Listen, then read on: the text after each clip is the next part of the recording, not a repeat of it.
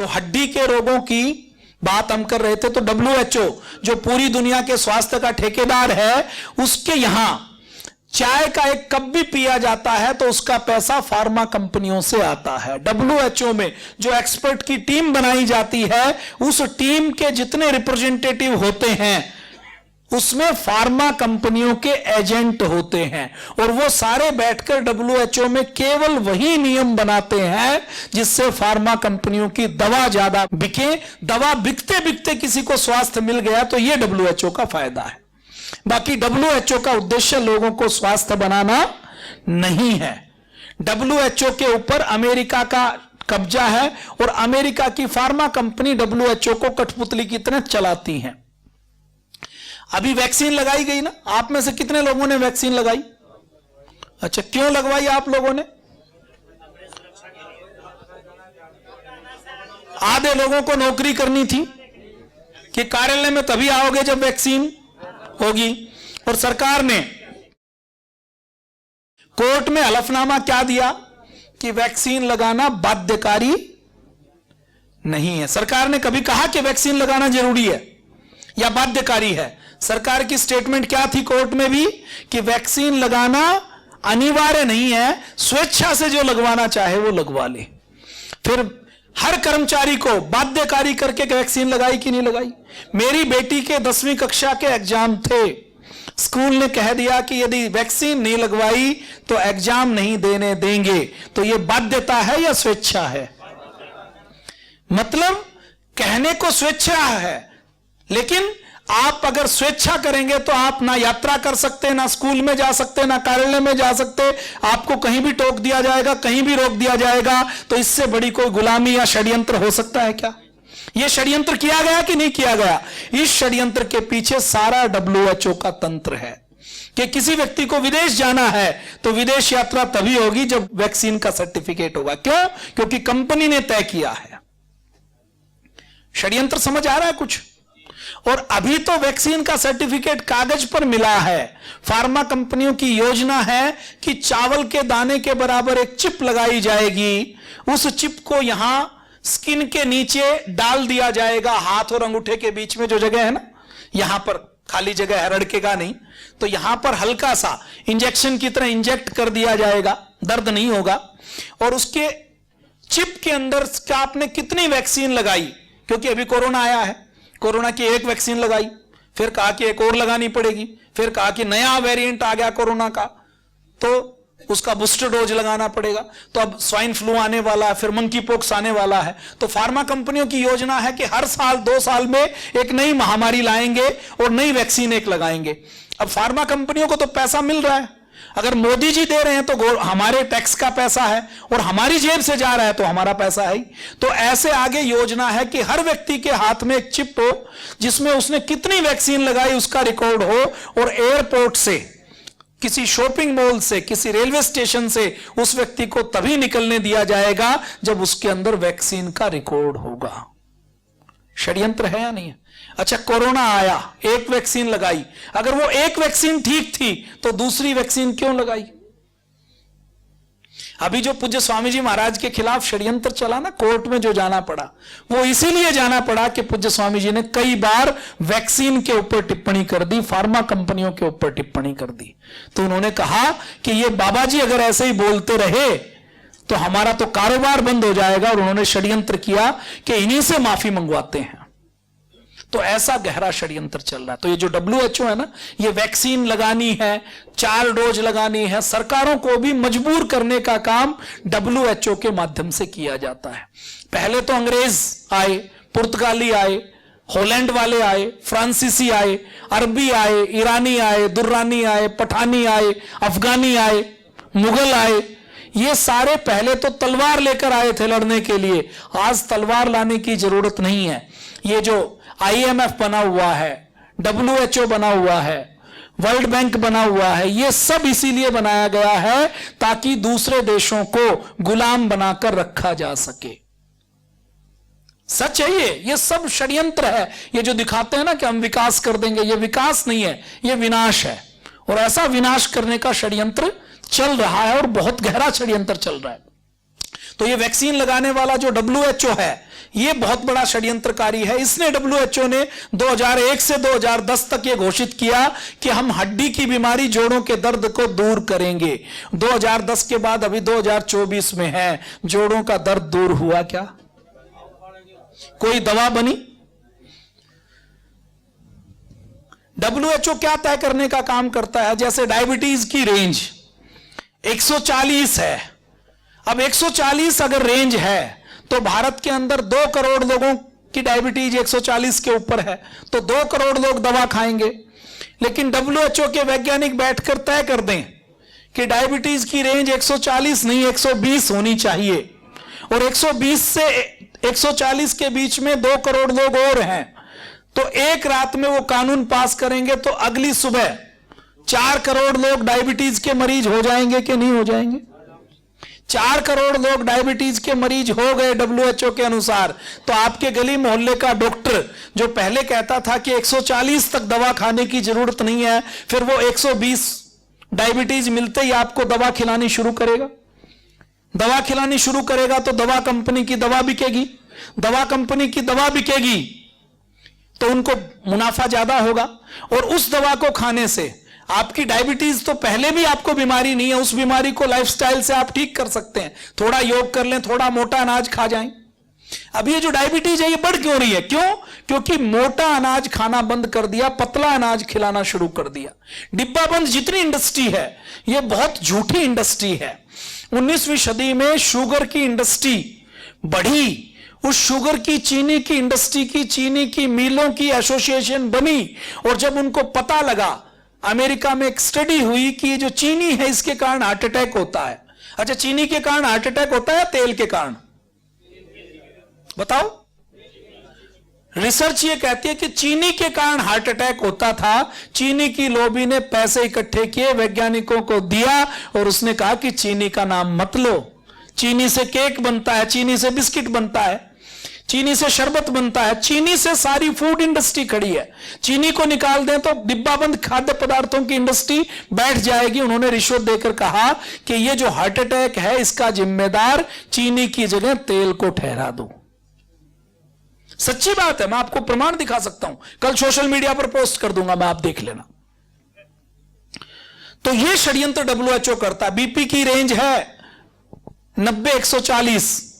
WHO रात की रात में बैठेगा कि बाकी लोगों को बीपी का मरीज बनाना है और उसकी रेंज को घटाकर 180-120 कर देगा, तो करोड़ों लोग रातों रात बीपी के मरीज बन जाएंगे कि नहीं बन जाएंगे? ये हुआ है 20-25 साल पहले। ये सारी रेंज पहले अधिक थी जो आज कम कर दी गई है। कोलेस्ट्रॉल, हमारा पूरा शरीर कोलेस्ट्रॉल से बना हुआ है। किससे बना हुआ है? कोलेस्ट्रॉल से।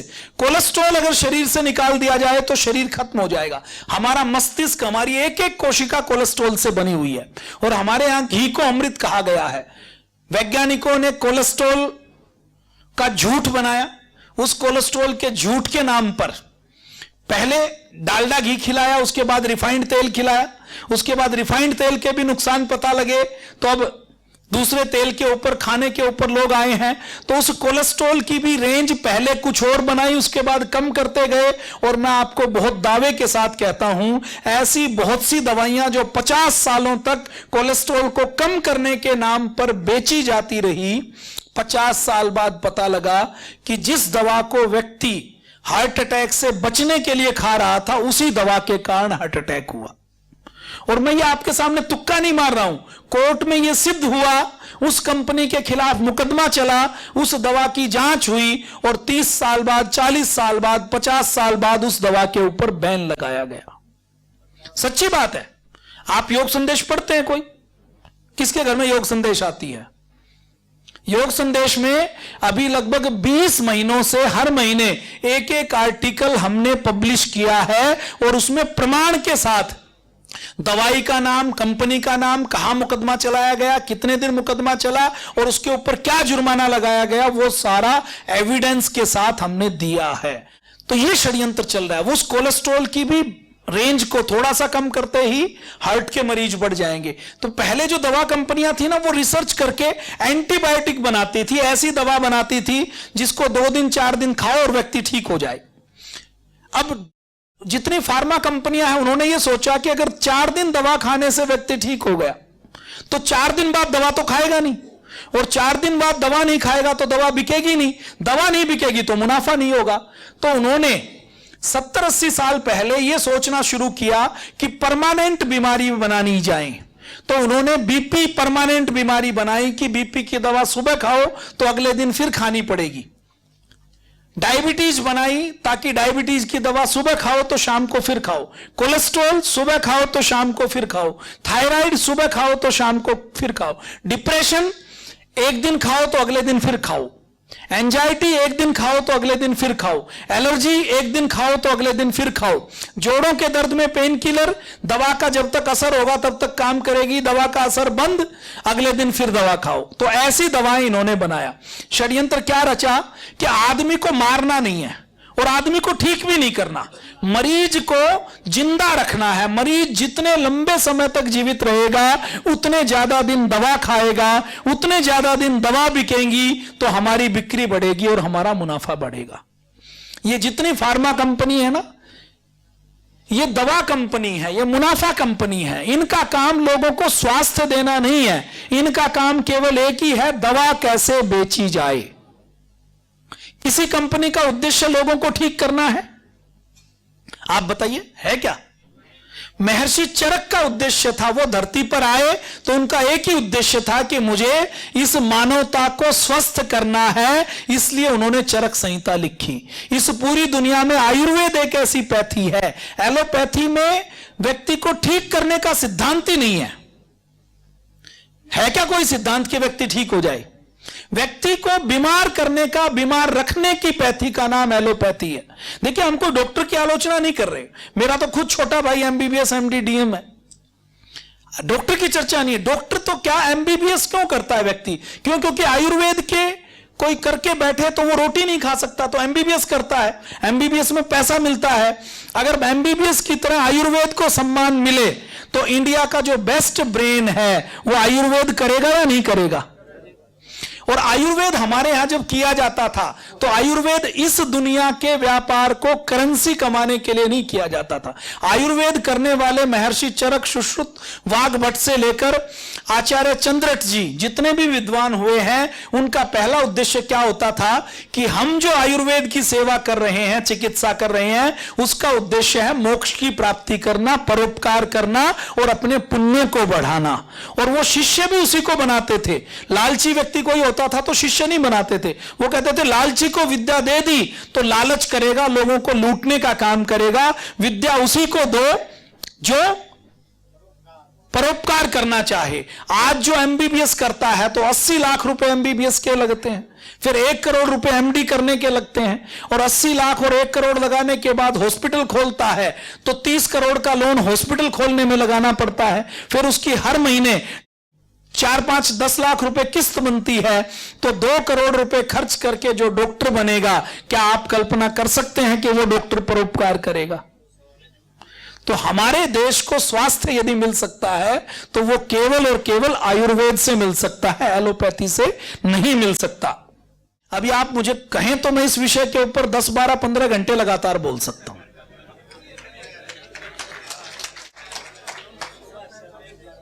नीम के ऊपर 1 घंटा बोल सकते हैं, गिलोय के ऊपर 1 घंटा बोल सकते हैं, आंवले के ऊपर 1 घंटा, च्यवनप्राश के ऊपर 1 घंटा। तो ये आयुर्वेद के अलग अलग प्रकल्प है ना, तो बोला जा सकता है।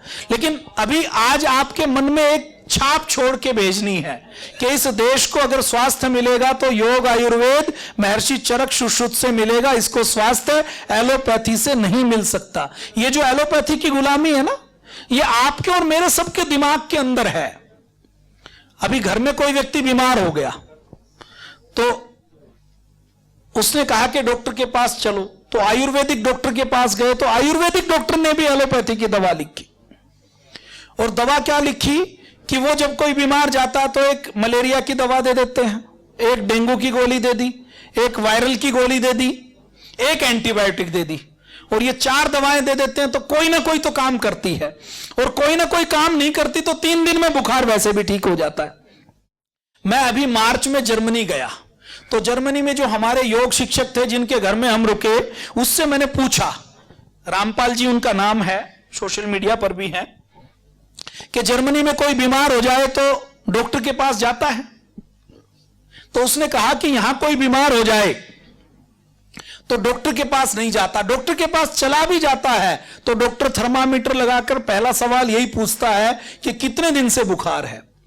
यदि बुखार 1 दिन 2 दिन से है, 5 दिन नहीं हुए, तो डॉक्टर उसको कोई दवा नहीं लिखता। वो कहता घर के अंदर रहो, गर्म पानी पियो और रेस्ट करो। ये जर्मनी की बात है। वो कहते कोई डॉक्टर एंटीबायोटिक लिख नहीं सकता। और डॉक्टर ने यदि बिना वैलिड रीजन के 3 4 5 दिन के बुखार के एंटीबायोटिक लिख दी तो उसको जेल हो जाएगी। और यहां आप जिस झोला छाप डॉक्टर के, जो पढ़े लिखे झोला छाप के पास जाते हैं ना, जो BAMS या MBBS है, वो आपको 2 दिन की 3 दिन की खुराक देता है, एंटीबायोटिक दे देता है और एंटीबायोटिक का कोर्स पूरा नहीं करता, तो वो एंटीबायोटिक जो आपने आज खा ली, जीवन में यदि आपने उसको अधूरा खाया तो वो जीवन में आप दोबारा खाएंगे तो आपके ऊपर कभी भी असर नहीं करेगी। पेनिसिलिन की जिसने खोज की थी ना, तो जब पेनिसिलिन की खोज हुई तो हर बीमारी में डॉक्टर पेनिसिलिन लगाता था कि नहीं लगाता था?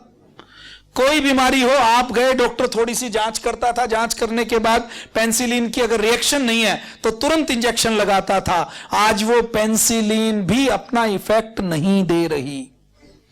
एंटीबायोटिक और पेनिसिलिन को यह माना जाता था कि सारी बीमारियों के खिलाफ हमें ब्रह्मास्त्र मिल गया है, अब बीमारियां नहीं रहेंगी। ऐसा माना जाता था कि नहीं माना जाता था? पेनिसिलिन की खोज हुई तो नोबेल प्राइज दिया गया कि नहीं दिया गया? और लोगों ने को लगा कि चिकित्सा तो यही है, लगा कि नहीं लगा? आज वो पेनिसिलिन काम नहीं कर रही। एंटीबायोटिक पहले खूब दी जाती थी। मैं आपके सामने दावे के साथ कहता हूं कि पिछले 25 सालों से नई एक भी एंटीबायोटिक नहीं आई है।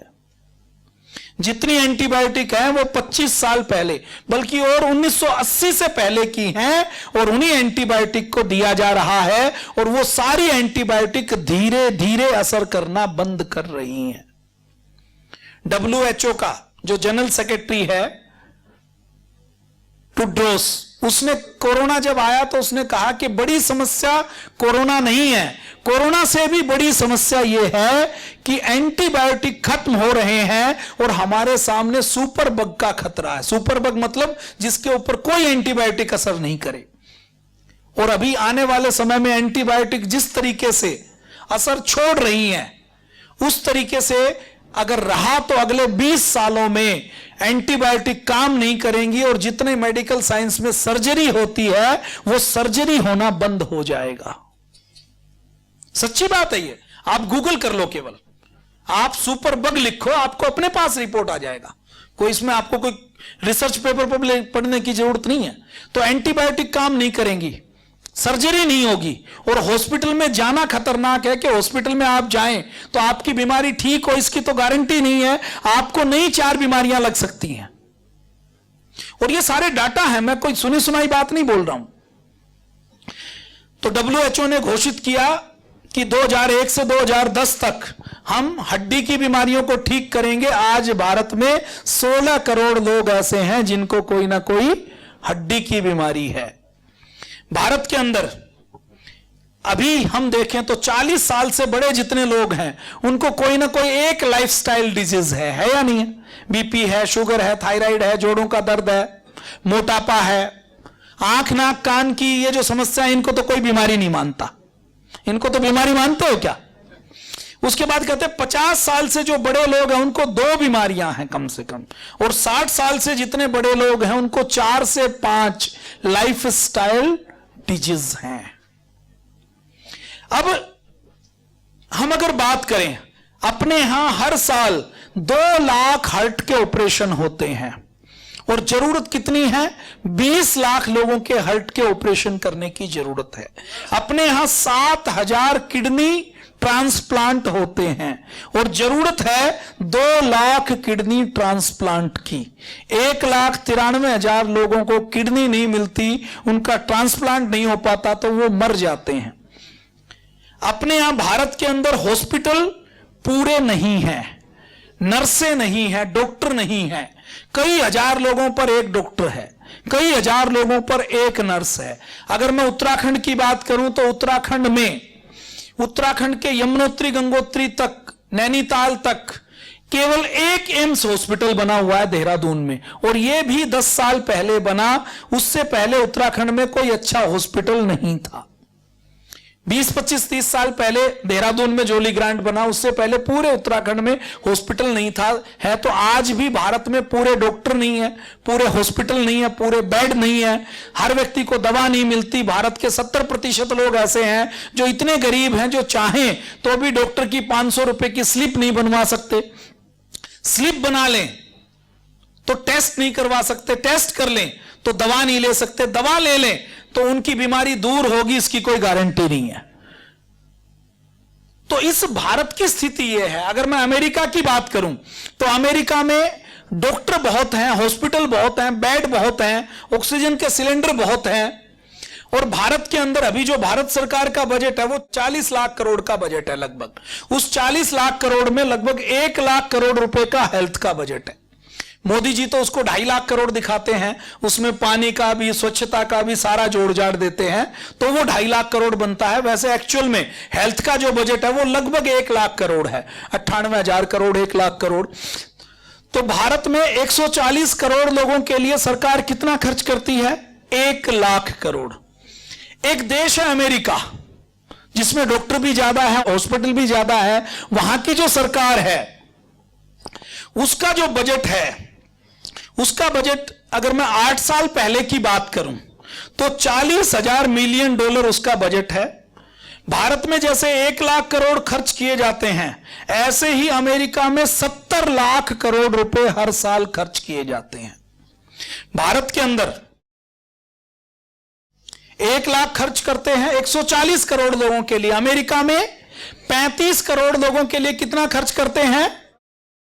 240 गुना, लगभग 70 लाख करोड़ रुपए खर्च किया जाता। भारत का जितना बजट है ना उससे भी लगभग डबल के बराबर। तो 70 लाख करोड़ रुपए अमेरिका के हेल्थ के ऊपर अमेरिका के बजट का 25% खर्च किया जाता है, और भारत में बजट का केवल 2% हेल्थ के ऊपर खर्च किया जाता है। भारत में आप इसको ऐसा समझ सकते हैं कि भारत में यदि एक आदमी पर 1 साल में सरकार 300 रुपए खर्च करती है तो अमेरिका में 1 साल में सरकार 2.25 लाख रुपए खर्च करती है। कितना अंतर हुआ? 240 गुना का अंतर हुआ। अगर इसको आबादी में प्रति व्यक्ति के हिसाब से देखें तो कितना अंतर हुआ? 240 गुना। अब मैं आपसे पूछता हूं कि अमेरिका में फार्मा कंपनी खूब है, डॉक्टर खूब है, हॉस्पिटल खूब है और सरकार खर्चा भी खूब करती है, तो अमेरिका को तो पूरा स्वस्थ हो जाना चाहिए। होना चाहिए कि नहीं होना चाहिए? चलो अपने भारत में तो 70% लोग दवा नहीं खरीद सकते, उनका टेस्ट भी नहीं होता। अमेरिका में तो हर व्यक्ति का ब्लड टेस्ट होता है। अमेरिका की कंपनी है, अमेरिका के लोग भी पढ़े लिखे हैं। भारत में तो हम कहते हैं अनपढ़ लोग हैं, हाथ धोना नहीं आता, शौचालय नहीं बने हुए, कहते हैं। लेकिन अमेरिका में फिर भी बीमारों की संख्या देखें तो हार्ट अटैक भी भारत से ज्यादा है, बीमारियां भी भारत से ज्यादा हैं, लोग मरते भी ज्यादा हैं। इसका मतलब क्या है कि हम एलोपैथी में कितना भी पैसा खर्च कर लें, यदि एलोपैथी के रास्ते पर अमेरिका को स्वास्थ्य नहीं मिला तो एलोपैथी के रास्ते पर चलकर भारत को भी स्वास्थ्य नहीं मिल सकता। भारत को स्वास्थ्य मिलेगा तो किसके रास्ते पर मिलेगा? केवल और केवल आयुर्वेद के रास्ते पर चलकर मिल सकता है, चरक के रास्ते पर चलकर मिल सकता है। कोरोना काल में आपने देखा होगा, कोरोना काल में मार्च के महीने में कोरोना आया 2020 में। 2020 में मार्च के महीने में कोरोना आया तो अमेरिका है ना, दुनिया के 200 देशों में अपने एजेंट रखता है। तो भारत के अंदर जो उनका एजेंट था उसने मार्च में जब लॉकडाउन नहीं लगा तो अमेरिका में चिट्ठी लिख के रिपोर्ट भेजी कि भारत के अंदर कोरोना फैलने के बहुत ज्यादा चांसेस हैं, भारत के लोग हाथ धोना भी नहीं जानते, अगर यहां कोरोना आ गया तो कोरोना भ्रष्ट होगा और यहां करोड़ों की संख्या में लोग मरेंगे। यहां अगर कोरोना आ गया ना तो यहां डॉक्टर हैं, ना हॉस्पिटल हैं, ना बेड हैं, ना यहां ऑक्सीजन सिलेंडर हैं, ना यहां ऑक्सीजन के प्लांट हैं, ना यहां पर दवाइयां हैं। तो कोरोना अगर भारत में आया तो भारत में महामारी की तरह कोरोना फैलेगा और भारत की आधी जनसंख्या कोरोना में साफ हो सकती है। यह भारत के अमेरिका के एजेंट जो भारत में थे उसने रिपोर्ट भेजी और कोरोना आया, भारत में भी कोरोना आया, अमेरिका में भी कोरोना आया। भारत से 10 गुना ज्यादा लोग अमेरिका में मरे। भारत में तो फिर भी मृत्यु नहीं हुई, अमेरिका में इतने लोगों की मृत्यु हुई कि दफनाने के लिए जेसीबी लगानी पड़ी। फ्रिज नहीं रहे तो लोगों को आइसक्रीम बेचने वाले ट्रकों के अंदर उनकी डेड बॉडी को डालना पड़ा। अमेरिका में ज्यादा लोग मरे कि भारत में मरे? कुछ लोगों ने कहा कि जी भारत में मरे तो ज्यादा, लेकिन भारत में ना डाटा नहीं रखा जाता, रिकॉर्ड नहीं रखा जाता, इसलिए पता नहीं लगा। लेकिन आपको अंदाजा लगा लीजिए, भारत में आज भी जन्म मरण का तो रिकॉर्ड रखा जाता है ना। तो भारत के अंदर कोरोना ब्रस्ट नहीं हुआ, कोरोना फैला नहीं, कोरोना से ज्यादा मौतें नहीं हुई। उसका कारण क्या है कि भारत में योग आयुर्वेद है, भारत के लोगों की दिनचर्या अच्छी है, भारत में इम्यूनिटी है, और भारत के अंदर गिलोय, तुलसी और अश्वगंधा है। जब कोरोना आया तो हमने जो कोरोनिल बनाई उसके ऊपर आवाज उठी ना। हमने अणु तेल दिया था, उसमें अणु तेल पतंजलि ने नहीं बनाया, अणु तेल तो चरक ऋषि ने बनाया था। आज भी हम चरक संहिता खोलते हैं तो उसमें अणु तेल का फार्मूला दिया हुआ है। और ये जो अणु तेल है ना, ये सामान्य तेल नहीं है। फार्मा की कोई कंपनी अणु तेल नहीं बना सकती, इतनी टेक्नोलॉजी अणु तेल के अंदर है। अणु तेल के अंदर 35 से ज्यादा जड़ी बूटी और भस्में हैं। अणु तेल को बनाने का तरीका चरक ने हजारों साल पहले लिखा, उसी फार्मूले पर तेल बनाया गया। और जब हमने कहा कि नाक में इसको डाल लो तो कोरोना नहीं फैलेगा, तो लोगों ने मजाक उड़ाया कि नाक में तेल डालने से कोरोना कैसे नहीं फैलेगा, या कोरोना का वायरस मर जाएगा। मेरे को भी समझ नहीं आया, लेकिन बाद में पता लगा कि 2 साल बाद वैक्सीन बनाने वाली कंपनी ने कहा कि हमने ऐसी वैक्सीन बना दी जो नाक के रास्ते दी जा सकती है। जब उनकी वैक्सीन नाक के रास्ते दी जा सकती है, तो अणु तेल कोरोना से नाक के रास्ते बचा सकता है कि नहीं बचा सकता? और मैं आपको कहता हूं, आपके घर में यदि अणु तेल नहीं है तो अणु तेल रख लीजिए, प्रयोग कीजिए। आप मेरी बात मत मानिए। आपके घर में किसी का गला खराब हो, किसी को सर्दी लगे, जुकाम हो, खांसी हो, आप कहीं बाहर से आए, आपको कोई वायरस वाला व्यक्ति मिल जाए कि उसको बुखार था और मुझे हो जाता है। आप में से कितने हैं जिनको टॉन्सिल है, गला खराब होता है, या जिनको एक बार थोड़ा सा जुकाम वाले से मिले तो जुकाम हो जाता है? आप अणु तेल डाल लीजिए दिन में 2 बार 3 बार। आपको अगर गला खराब हो गया, आपकी आवाज भारी हो गई है, आपको बुखार होने की शुरुआत हो गई, तो आपका बुखार रुक जाएगा। अणु तेल के अंदर इतनी ताकत है। सच्ची बात है, झूठी बात नहीं है। वो अणु तेल दिया, हमने कोरोनिल बनाई, कोरोनिल का मजाक उड़ाया गया। आज भी कोरोनिल से लाखों लोगों की जान बची। और कोरोनिल को अभी भी आप किसी भी प्रकार के वायरस के इंफेक्शन में या बुखार में खाएंगे तो वो फार्मूला केवल कोरोना पर काम नहीं करता, वो डेंगू और चिकनगुनिया के ऊपर भी काम करता है। कोरोनिल के अंदर कुछ नहीं है, गिलोय, अश्वगंधा और तुलसी है। तो ये कोरोनिल के अंदर, गिलोय के अंदर ताकत है। भारत के अंदर गिलोय थी, जिन्होंने गिलोय का काढ़ा पिया, कोरोना उसका कुछ नहीं बिगाड़ पाया। और जो लोग एलोपैथी की शरण में हॉस्पिटल में चले गए, वो जीवित बच के वापस नहीं आए। ये आपने अपने घर परिवार में देखा कि नहीं देखा? जो हॉस्पिटल में गया वापस आया।